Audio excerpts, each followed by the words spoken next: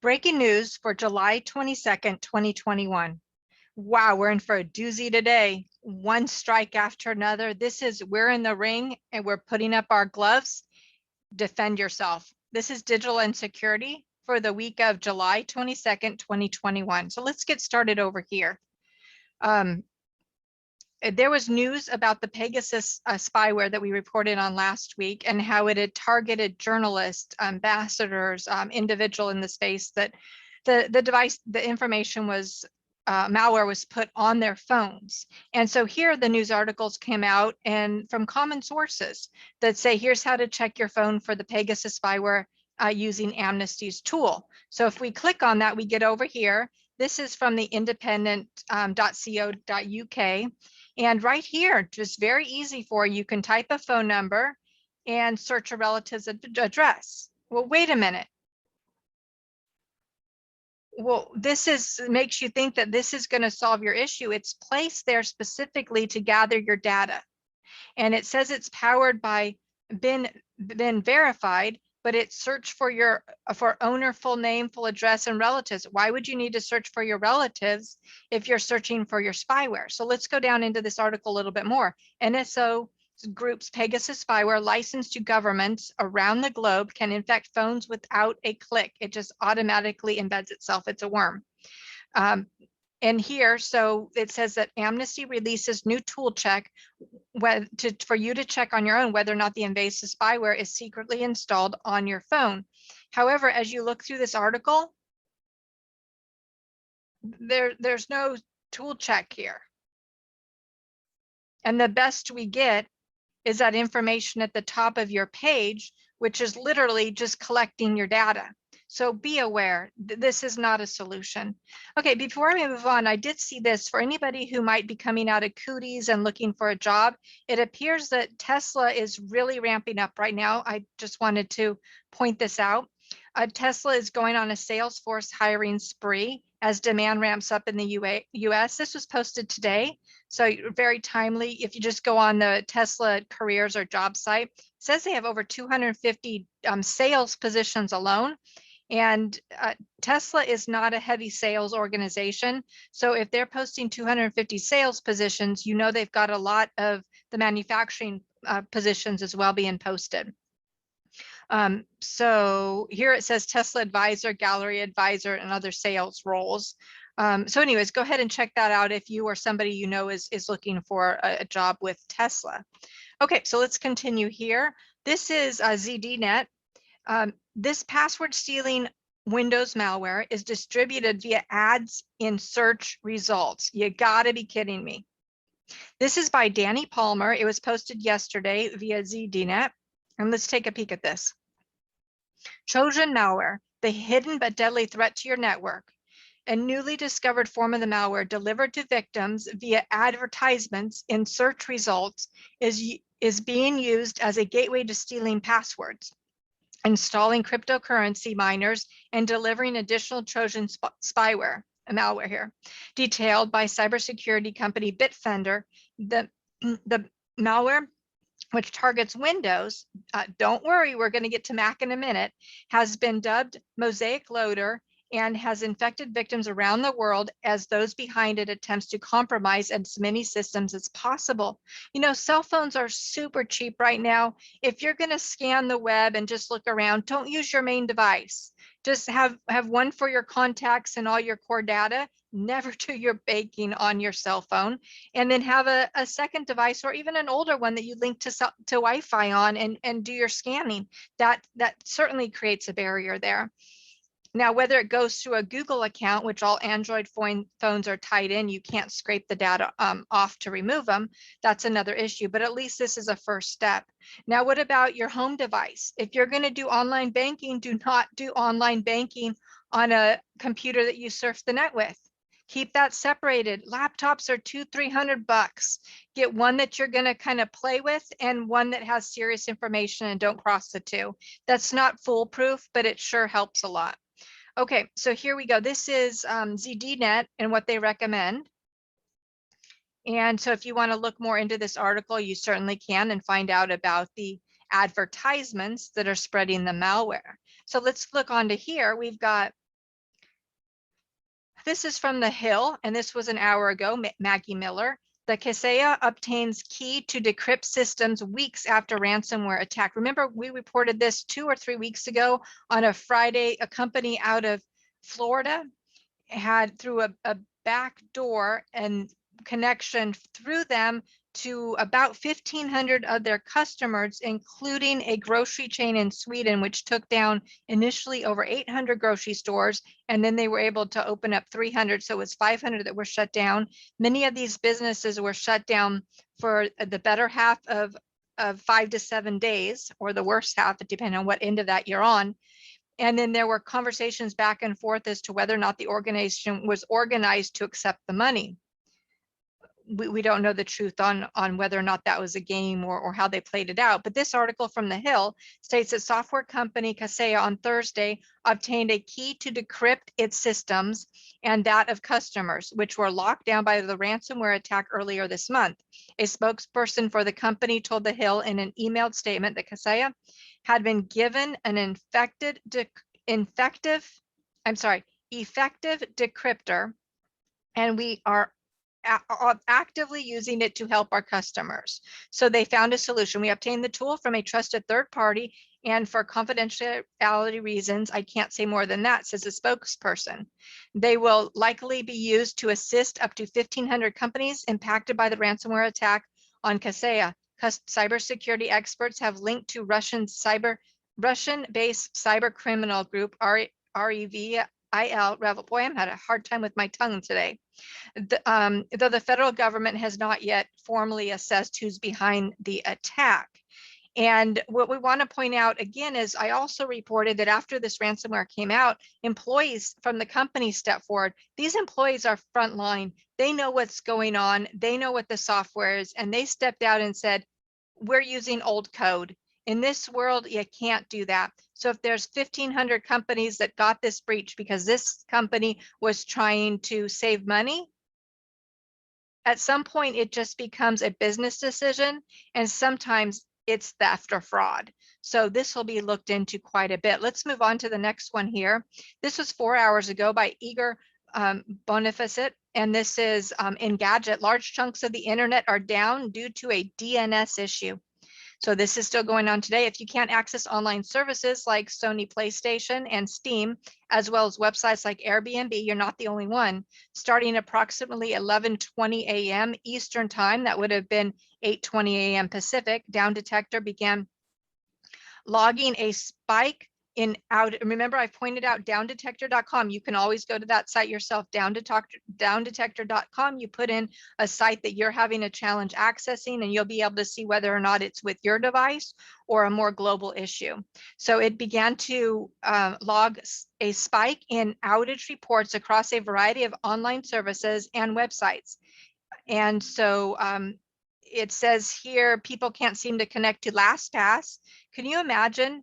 I know that when Diane comes on, she's an advocate of these password coagulators, for lack of weather, where it gathers all. I am adamant, 100% adamant, do not use them.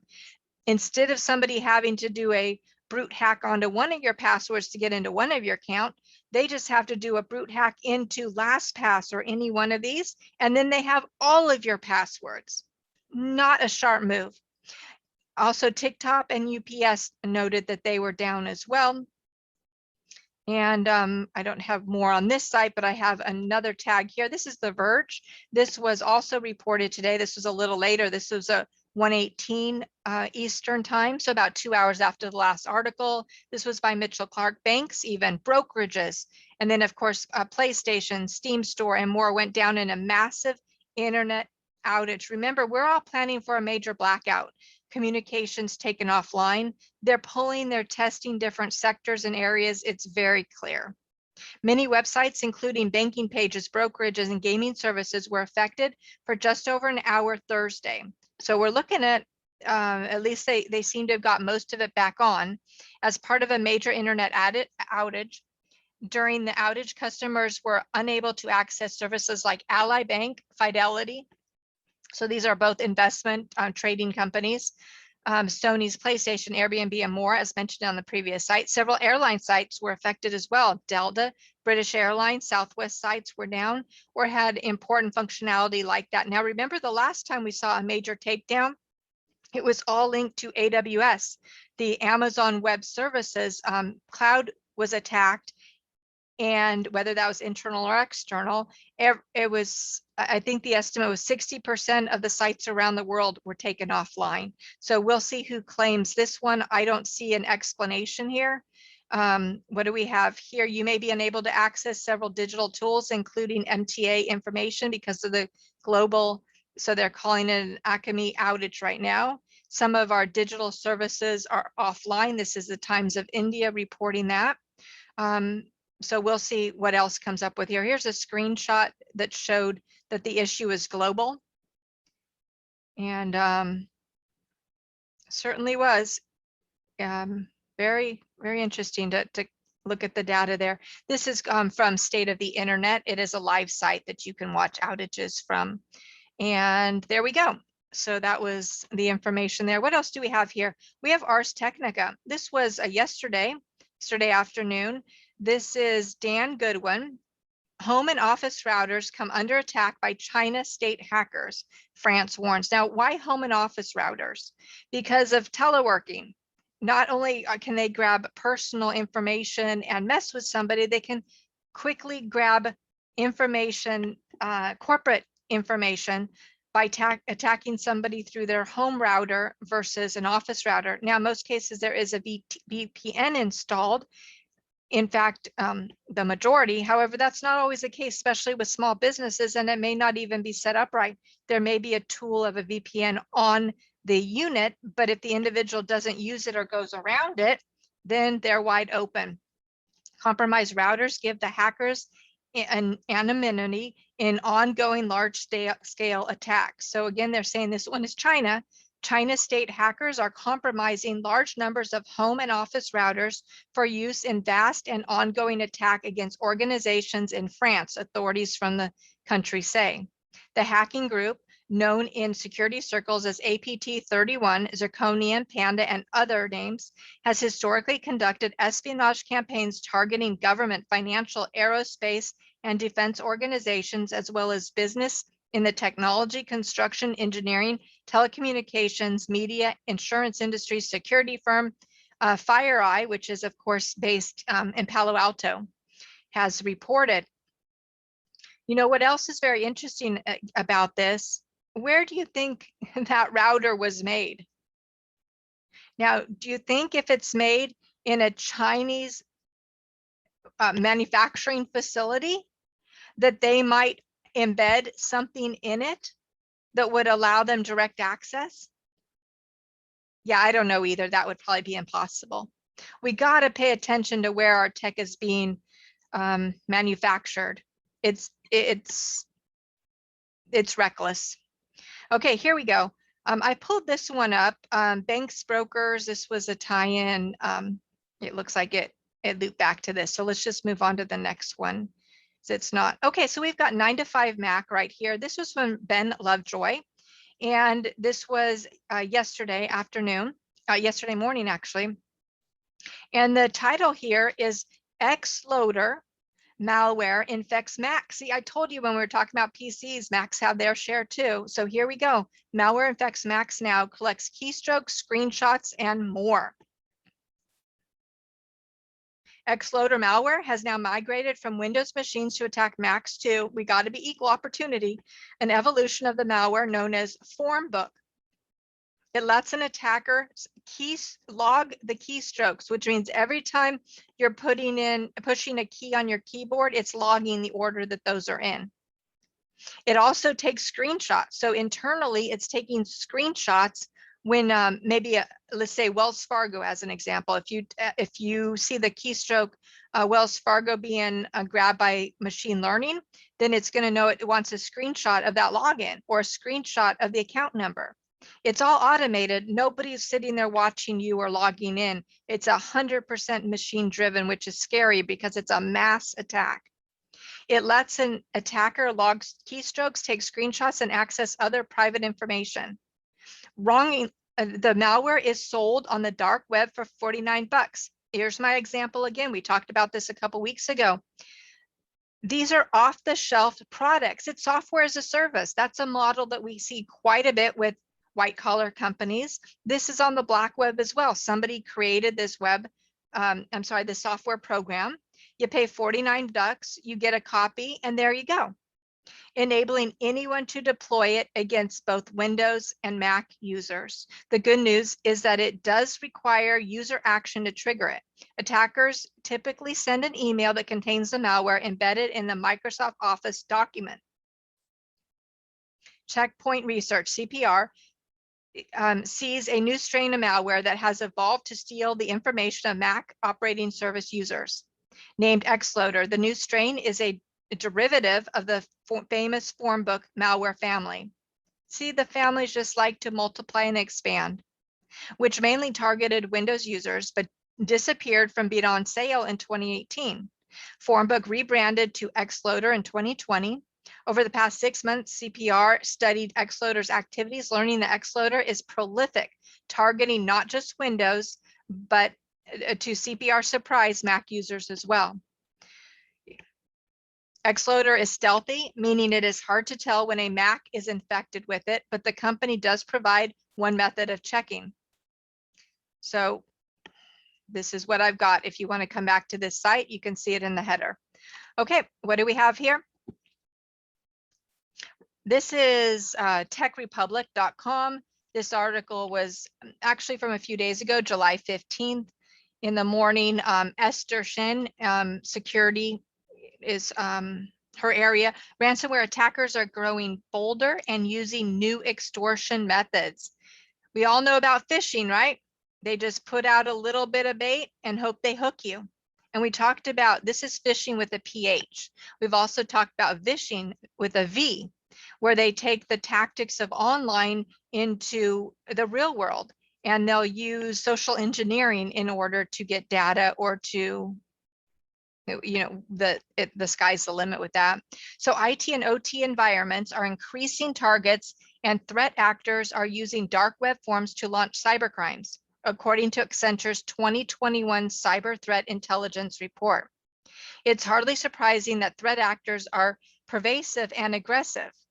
I mean, this is all they do. They're professionals. If they get a no, they figure out how to get around it. We've seen that for decades with salespeople. They will practice hearing a no, practice getting around it, making sure that no matter where they get all yeses and convince you that it's safe to proceed.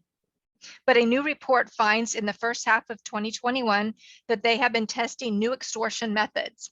Hey, people are sitting home. What else were they supposed to do? Targeting critical infrastructure, business operations continuity in particular. This was one of 4 key trends identified in Accenture's 2021 Cyber Threat Intelligence Report. If you do want to read that report, it is actually very, very interesting. And if you come back to this site in the URL here, you can access the report right here. It is a live link. The report also identified the rise of Cobalt Strike, commodity malware. Again, software as a service, buy it off the shelf, invading operational technology from the IT space, and dark web actors challenging IT and OT networks as the 3 other main cybersecurity trends. Meanwhile, the White House is stepping up, to save the day. Federal efforts to fight domestic and foreign attacks, they don't have a clue. And on Thursday, launched a ransomware task force. What is that? Paid by the guys who are creating it. I remember, for years there was a joke that the person who had on their car Nancy Reagan's a big line of "just say no to drugs," you would know it as to being the drug dealer in the neighborhood. We have seen that the White House is so much on the side of protecting us that they hired the lobbyists and those with money lobbying them, who may not have gathered it altruistically, but then, well, you get where that's going. So let's keep going here. The report found that dark web forums are a feeding ground for new threat actors. So, hey, if you don't know what to do, don't go to the university, go to the dark web, and they will teach you what to do. I'm kidding. Don't even wander over there. Ransomware actors are growing bolder. Yep, year after year, they only have to grab one fish and they get some money, they get bolder, and they grow from there. And now they are massive organizations. And threat actors are abusing pirated versions of commercial penetration testing. So we call this pen testing framework, Cobalt Strike. So they're using something that's commercially available.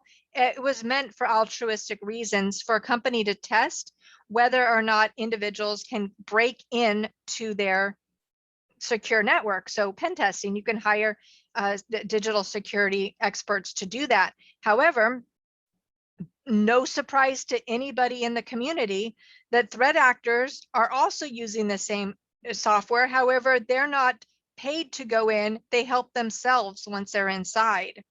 So, so this is an overview of the report. If you're interested in learning more, you certainly can.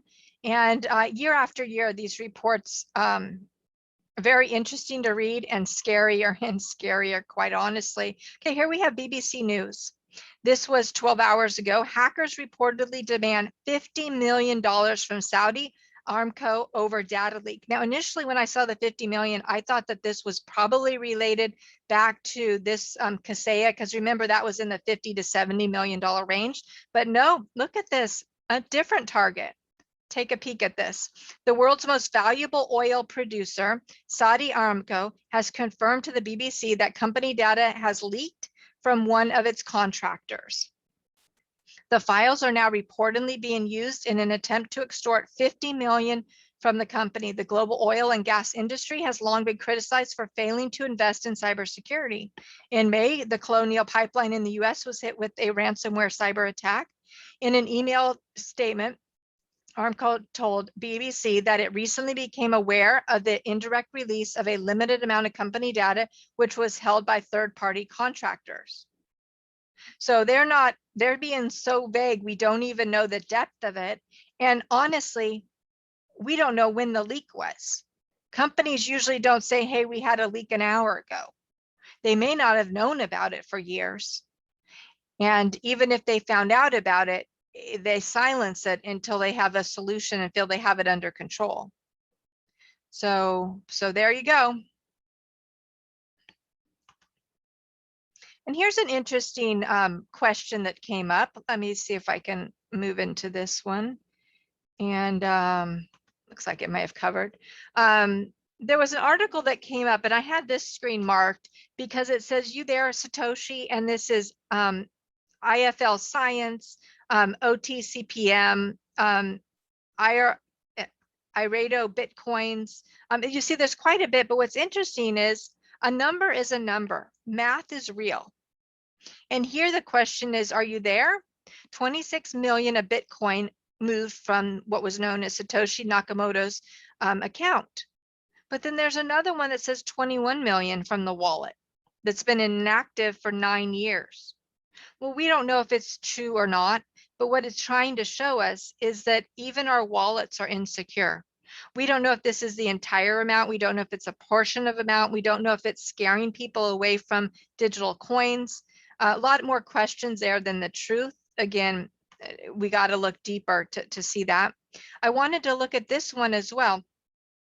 This is the Byte and futurism.com. This was from July 14th, Dan Robitsky. And it says crypto miners are buying up entire power plants. Can you believe it? An entire power plant? That's just crazy. Old power plants, factories, and warehouses are being loaded up with crypto mining rigs. Moving on in, as the energy demands of cryptocurrency mining garner increased scrutiny. Remember, about a month ago, China announced that they had kicked out all their crypto miners out of the country altogether. Now, it was interesting in my mind that they kicked them out and they didn't arrest them, but again, we don't know how far that news story went. We just know that they were shutting them down. Some mining operations are cutting out the middleman and setting up shop inside existing power plants. These companies are in search of what's called stranded power, which could be an existing power plant or an abandoned facility with access to dormant energy sources. This was Curbed was the one that reported it. For example, a crypto mining company called Core Scientific See how official that is? Moved into an old Levi's denim factory that had near exclusive access to nearby hydroelectric dam. Others, like Greenwich Generation, simply bought a gas burning power plant to directly power their operations. A strategic move, to be sure, but one that calls into question whether crypto mining could ever actually become sustainable. Well, no. So here they say location, location, location, if you want to learn more on that. But the concept is they've amassed massive funds and they're learning how to get to the next step. I want to point this out though. Remember a few weeks ago, we talked about the Dogecoin founders, or Doggy Coin, that started it as a joke and then sold out early and said they will not get back involved because right now it's manipulated. Can't remember the exact term they used, but not by good folks. It's a manipulation. Well, here now we have, this came out yesterday. I guess it was originally reported 4 days ago as the story has evolved here, but essentially it says Ethereum network co-founder says he's leaving cryptocurrency because of safety concerns. I'm a crypto guy and I don't want to be known as a crypto person. I want to be known as a problem solver. So here we've got another one who says he's done with crypto. Again, we don't know the motivation behind these types of articles. We don't even know if these individuals are the ones behind the stories, but it is a cautionary point to at least stop and think and investigate where the truth lies with these. Now, here's another one. We talked about this earlier. I want to bring it up again. I think this is, yeah, okay, this is the same one. Passport stealing Windows malware is distributed via ads and search results. So just be aware of this. And I wanted to round this out again by the Independent. Just because somebody makes it look like they're helping you doesn't mean they are. Remember, before we sign on here, rather than this ad, the ad was, here we go. It's come right back up. Powered by been verified. Go ahead and give us your contact information. Please be aware if any of these online sites say, hey, there's a caution, go ahead and give us your information. See, curiosity kills the cat. Move on. All right, so as I said, this was a doozy. There's a lot coming out right now. It's coming fast. It's coming from multiple perspectives. Whether you're working from a home office, you're in a corporation, you're around the world, you're a power plant, you're a gasoline manufacturer. Every direction is being attacked right now. What can you do? Just be smart. You know what? When people are going out swinging and kicking, all you can do is do your best to remove yourself from the situation. We can't worry about it. There's certainly no fear mongering. But again, my point in doing these is to provide education, because I truly, truly believe the more you know, the more you can educate yourself and the safer you and your family will be.